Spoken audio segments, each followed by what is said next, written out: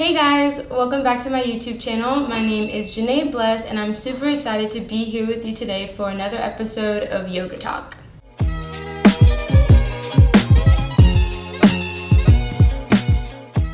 Today we have Davina Davidson. Hi guys, I'm Davina Davidson and I love Janae Bless and thought it would be really cool for us to do a session together. Yes, I'm super excited that Davina low-key reached out to me and was like, when are we gonna do our session of Yoga Talk? And I was like, bet, like we can totally do it. And to give you guys some background information on Davina and I's relationship, I am currently in her 300-hour yoga teacher training. And it's been really awesome. Yeah. Yes. I like to say that it's either Janae or Amber who lights the scene up. So they are the energy of our group, or they break the silence with something either really inappropriate or something really funny. So yeah, Janae adds to the vibe. I love it. If you want to find out about Davina's yoga trainings, you can head over to yogawithdavina.com and she has all her information there. And if you're ever in the Houston area, you can also practice with her. She teaches here. We're currently in her home studio, which is like so comforting, so nice. And this is also where we do our yoga teacher training. And then she also teaches at Yoga Works. Yep. And Solid. I totally just launched yogawithdavina.tv, so you can practice with me at home or on the road as well. Yes, which is really nice because sometimes I practice with you at the house and I still be sweating, y'all. So if you be like, I'm not gonna sweat at home, I need to be in the hot studio, turn your air off, okay? Get on your mat, breathe, and you're gonna be sweating, all right? When Davina was like, hey, we should do Yoga Talk, I was like, yeah, we totally should. And there's so many different topics or things that I feel like I can talk to you about. We're probably gonna have to again. You should comment down below if after this talk today, just comment now because it's gonna be great, okay? I know you feel the vibes, I know you feel the energy, okay? Comment down below if you want Davina to come back again because she has a lot of knowledge in this body of hers. And it's just nice talking to Davina. She really has a great perspective. And two things we're going to be talking about today is spirituality, because Davina is Christian, but she's also practicing yoga, which can get pretty deep, as you'll see in the conversation. And then also we're going to be talking about empowering women. And I feel like we should start off on the lighter side. So that you all keep watching. Yeah, so that you all keep watching because I feel like it's going to get pretty hot. All right. But empowering women. How do you feel about empowering women? Do you feel obligated, or like what is your calling in that? Ooh, obligated? She's gonna call me out like that. Definitely, I don't feel obligated to be a support for women or empower women, and at the same time, it happens. It happens just because of who I am and the work that I do. So because I lead teacher trainings, there's a lot of opportunity for women to learn me in a more intimate setting. And so I end up with people in teacher training who come because they see me as an inspiration, or they see me as someone who has knowledge that they want to learn from. And so I naturally end up empowering women. However, that's not something that I seek out. I actually have my first women's retreat this year. Oh yeah, you were talking about that. Yes, and I paired it with my sister because she is the more gentle, kinder, softer, strong woman. She's strong. You is kind, you is smart, you is important. But she's more of that, and I am super straightforward and can be, I have been described as intimidating, and really when you get in close proximity, I think it's clear that no, she's about the love.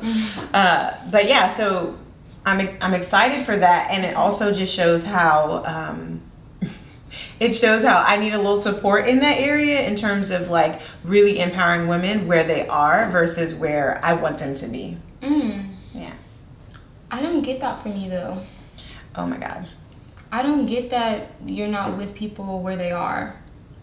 I feel like you very much so, or at least you hold space for people to be where they are. Yeah, I would say I do my best to hold space for people where they are, and I'm also aware that what I want for people, so I feel like I have the gift of seeing people. Yes. Seeing women. Not just women, but in particular, when I see a woman, I see past all the flaws, all of the, extra weight, the hairstyles, the makeup. I see past that, and people don't like when you do that. So, yeah, when you like see them. Yes. It's like, I actually see you over there. So they want me to meet them where they are, but Right. I'm saying like it's hard for me to meet them where they are. I want to meet them where I see them. Right.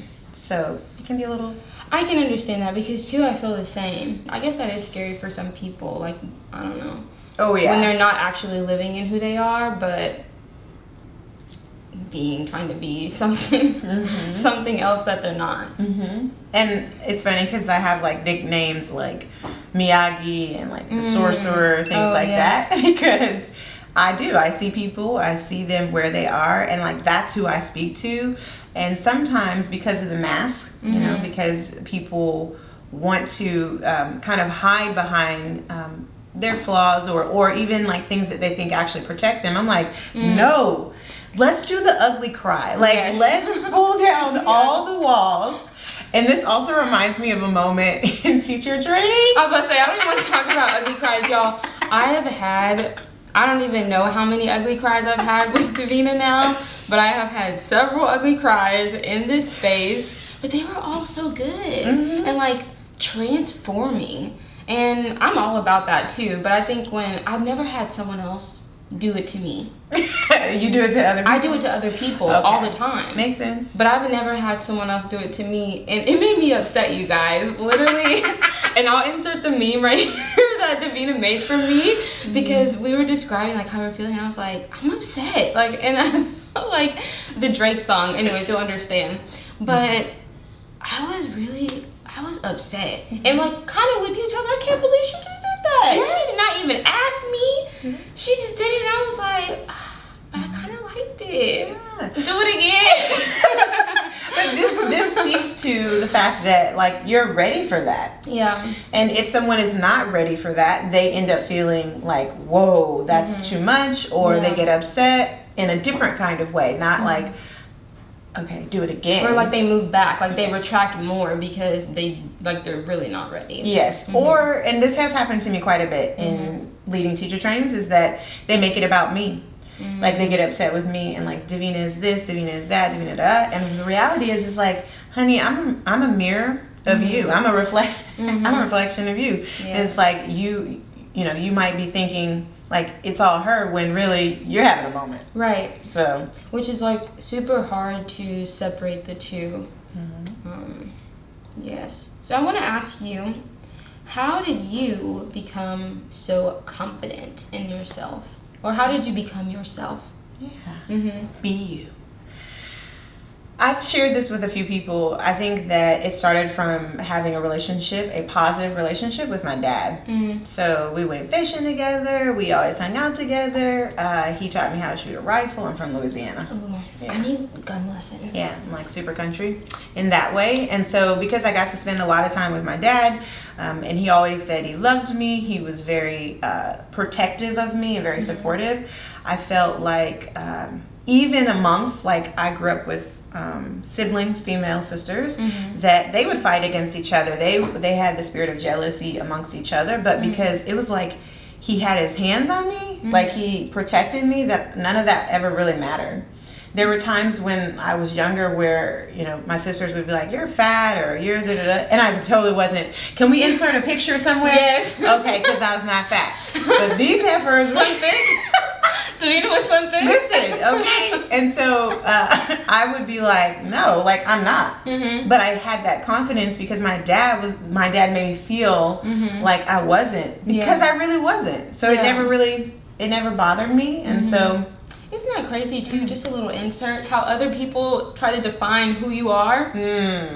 And then you just be like, everyone has told me this my whole life, and then you just like accept it. I think we were talking about this too. It's like people like say like, oh, like you're too much or you're too extra. Like people know how to deal with you. So then you be thinking, I'm too much, I'm too extra, so I need to be small. Like I need to not say anything. And it's like, but don't you want to say something? Like, wouldn't you feel better if you said something, or wouldn't you feel better if you did this or da da da? But people do allow other people to tell them who they are. Exactly. And I think just because of the way that I was brought up, that didn't happen for me. And then also having a relationship with God has helped me be very, very clear about who I am. And I always have this little phrase or saying that is, I am love, made from love, for love, by love, and because of love. So if I say that I'm a believer and I love Jesus Christ and you know God is my Lord and Savior, if I say that and I know that God is love and the Holy Spirit lives within me, then I am love too. And I think that people miss that, and they might be on a faith walk and love God, but then it's like that little meme of the girls like, you don't love God? What's wrong with you? I love God. You don't love God? What's wrong with you? I've never seen that. Oh, you got it. Okay, insert meme right here. There we go. But yeah, and so it's like if you're a true believer, then you know that you are love, and so right. And not well. Here we go. Here we go. Because I was going to say, well, not like a believer in God, but hinting at the Christian God. But that's not what I mean either, because God is God. Okay? This is my opinion, friends, and you can feel free to leave your opinion down below as well. We accept all opinions here.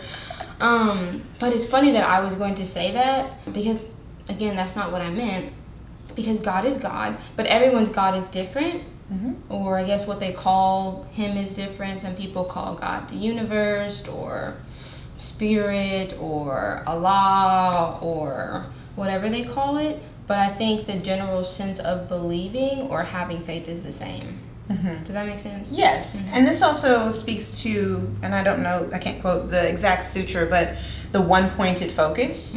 It doesn't matter who you believe in, whether it's Buddha, Allah, whoever, right? As long as you can submit that you didn't make the sun rise this morning and that there is something greater, a greater force at work outside of yourself. So with yoga, you know, it's the journey through the self to the self, and it's that path of a believer to think that there is something greater than you. Yeah. That's at hand. And that by doing this walk, you'll get to experience samadhi, bliss, peace, once you have experienced this enlightenment of that thing that's greater than you. Right? Yes. I think the terminology gets confused, and that's where people check out. But I don't want you to check out, because I almost checked out for a second.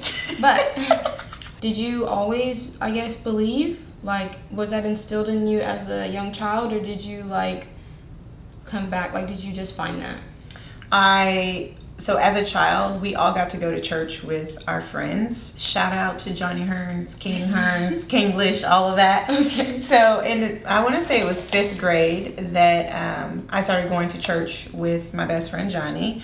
And what was funny is that my sisters also went to church with their best friends. Oh, we didn't go to church as a family. My mom is Jewish, and my dad was like, I went to church too much as a child, so I ain't going back. I'm not going back. Yes. Yeah. And so we all were driven to have a relationship with God outside of like our home setting, right? Like it wasn't instilled in the home setting. So yeah, I would say 5th grade is when I began my faith walk. Okay. That's cool. I grew up in the church as well. My mom was like big into church. My grandma was big into church. My dad and my stepmom went to church. We actually all went to the same church too. My mom and dad met at church. Okay, well, preach. Praise them. They met at church, and that's actually hilarious. I will say that, so I've been practicing yoga around almost 11 years now, something like that. And since I started doing yoga, that was the first place that I like really felt the presence of God. And through my yoga practice and, you know, teaching yoga and being a teacher trainer, like I've only gotten closer to God. And like the sutras, Yeah. everything. I'd be like, this is in the Bible. Yes. Or like, and okay, let's just be clear that the sutras were not written for one religion. However, like synchronicities and like there are things there that parallel. And so my favorite version of the sutras is written by a Christian. Yeah. So. Which I have been sharing with a lot of people lately too. I have one girl in particular is Christian, and we were talking about yoga and everything, and then I was telling her, I was like, yeah, you know, there's like a translation by a reverend, and I was like, that's actually kind of cool. Because there are, naturally, I think because I also grew up as a Christian, when reading the sutras or even just talking about it with my family, especially with my grandma, she was able to draw the connection back to Christianity. And it all made sense. And it's all like universal. I feel like, but you really have to be in a certain mindset to like accept that or understand that these concepts are universal. What's cool is that whenever I'm leading teacher training is that, you know, there are different points where people come up and say, this I'm not suggesting that anyone like stop seeing their therapist, but there are a lot of people that say like, this is like therapy. Like going through the sutras and actually being able to dialogue and have a conversation around the content like helps people. So this is true. We're talking about empowering women and how you built confidence, but also about how being confident is knowing who you are. I think that's like a huge part of it. I feel like that is it. Like you know who you are and like you believe that, you're standing in that, like you live that. And I feel like that is what confidence is. So with you practicing yoga and how you said like you were getting closer to God, which also you were talking about God is love and you are love because of love. When you know what God is and you also know that God is in you, then you're just like, oh shit, I'm this too. And then like as you're finding God, you're also finding yourself. Absolutely. So like what, like I guess like what was that experience like for you? Well, I would say that it didn't happen overnight. Right. This is something that took quite a bit of time, mostly because of societal norms and like things that were happening outside of me that would try to shift my perspective around who I was. Okay, let's pause right there. Things that were happening outside of you that were trying to shift you from your norm. Things that you weren't used to. Things that I would say the things that were happening outside of me were things that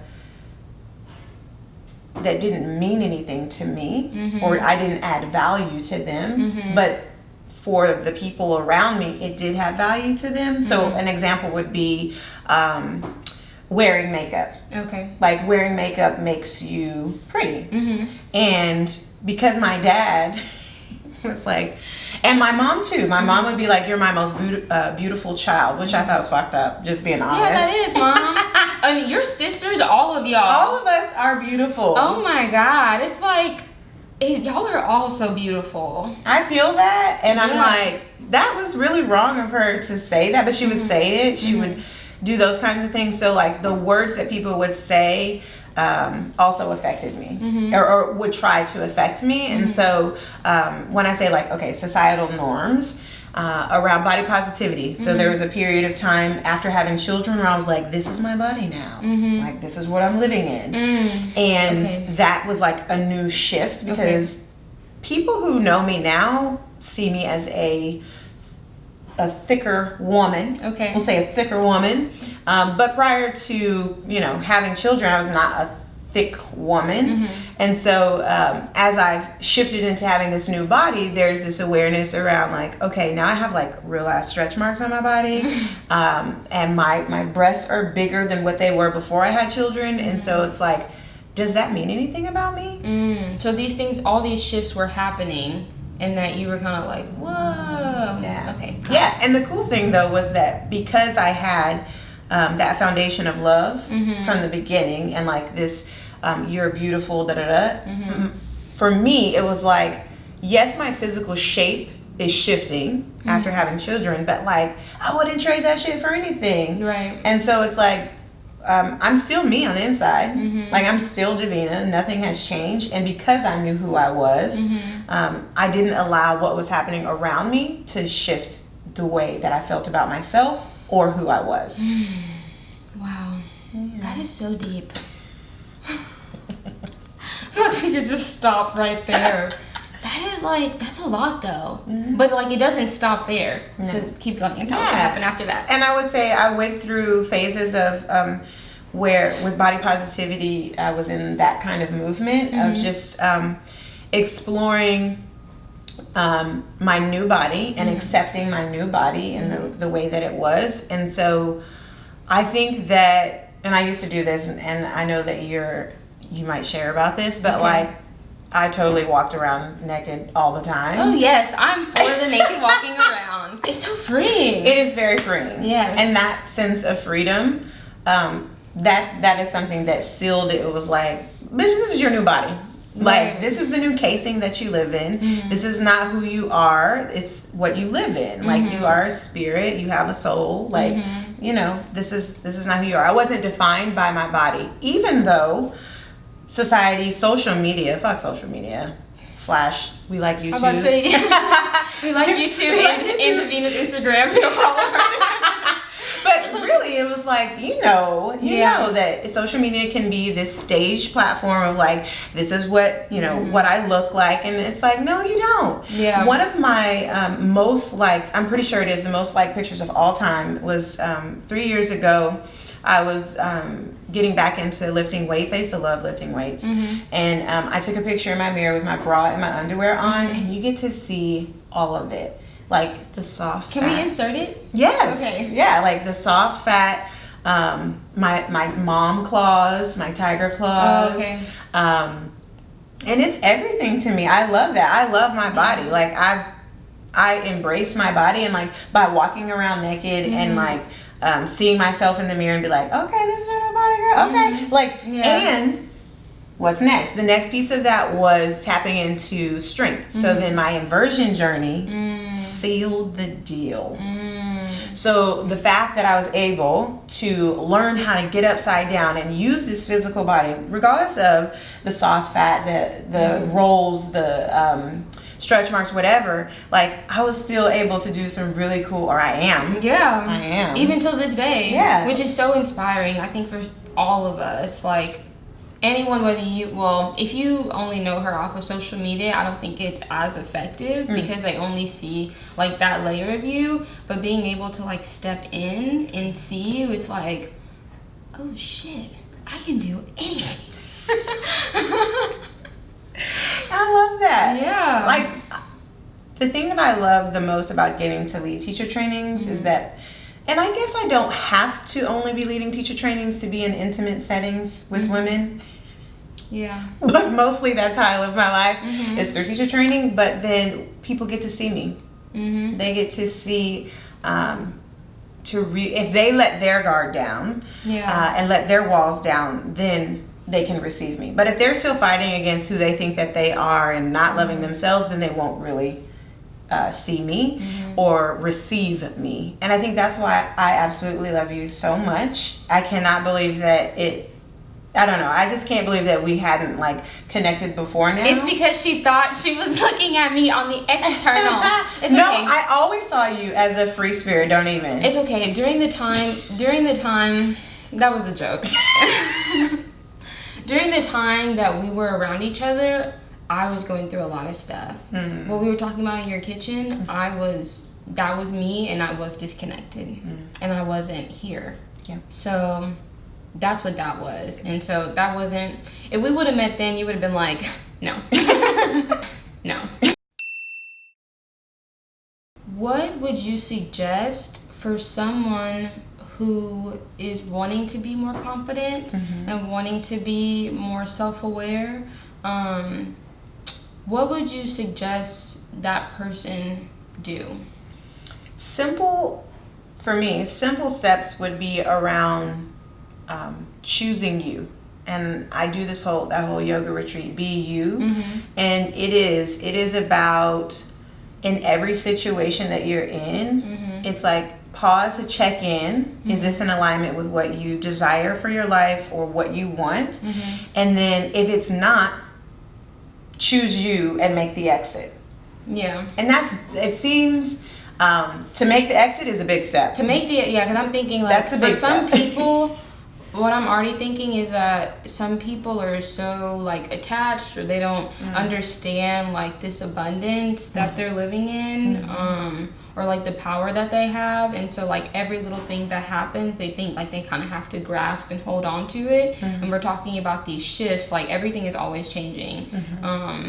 And how we allow these little shifts to like start to define who we are, and then like we lose touch of who we really are, and then like of what we really want to do. But then like there comes these times where you have to like kind of break off and like let them go, and like that's scary for people. It is, but it is, I mean, simple things could be just doing vision and goals work, like just what is it that you really want? And what is it that you want?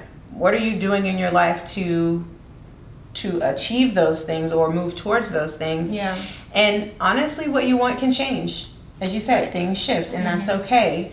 I think, I do a lot of coaching. Yes.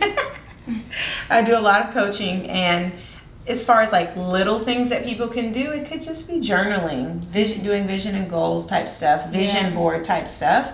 But honestly, if you want to go in deep, it's like having someone from the outside support you is helpful. Whether you call that a coach, a therapist, a good friend who cares about you, but that's not going to lie for you or to you, right? So having that outside perspective is really cool because we can't see ourselves. Right. Right. Ooh, girl. That's like the real work. Yeah. Which is a whole nother conversation, y'all, about doing the work. But that's like it. Like, it's like, that's the stuff. To like getting to know yourself and becoming more confident. And it seems like you've done a lot of work. And you're still doing work. Always. Evolve or die. Yes. I got evolve or die and amen. Okay. Oh, really? Amen. You got amen? Amen tattooed on my neck. Yeah, evolve or die. Amen.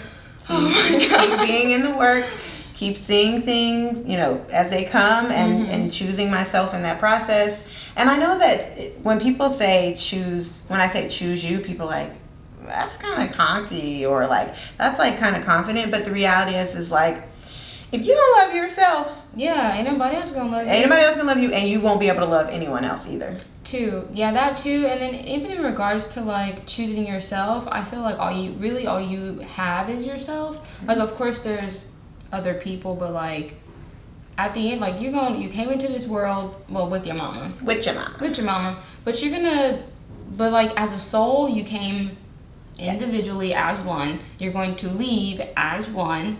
This is your body. Like, you have to take care of yourself. And I feel like in that regard, you do have to choose yourself. All right, I think we're gonna wrap it up right here. This was good. It was juicy. It can go on more. So again, if you do want us to continue this conversation or go more in depth about any of the things we talked about today, please be sure to comment down below and let us know. What should we plug for you? Because I know you have 50 million things going on. Okay, let's talk about the things. Just like one thing that I think would be really cool is that for those people who, because it's far enough out, that I have a BU retreat. Okay. But it's next year. Right. September 1st through 8th in Bali. So this gives people enough time to plan and save accordingly, to choose them and to do something nice for themselves. Yes. I think me and my mom are going to go on this retreat too, so that's going to be super special. And you have another training coming up in 2020. Yep. Is it another 300? I have a 300 hour coming up in 2020. Cool. Yeah, so if you want to check out Davina's 300 hour, if you're looking to do a 300 hour, honestly, you guys, I already did a 300 hour last year and I'm doing another again. But this, if I had to choose one out of the two, doing it with Davina is the one that I would choose hands down, no questions asked. So if you are looking for a 300 hour training, I would highly suggest looking into Davina. And yeah, if you have any more questions about that too, you can leave those down below and I would love to answer any of those. And also follow her on Instagram at Yoga with Davina. Yoga with Davina. Thank you guys so much for tuning into this episode. I'm really loving these yoga talks. I feel like they're just getting better and better. So thank you for tuning in, and until we meet again, peace, love, and light.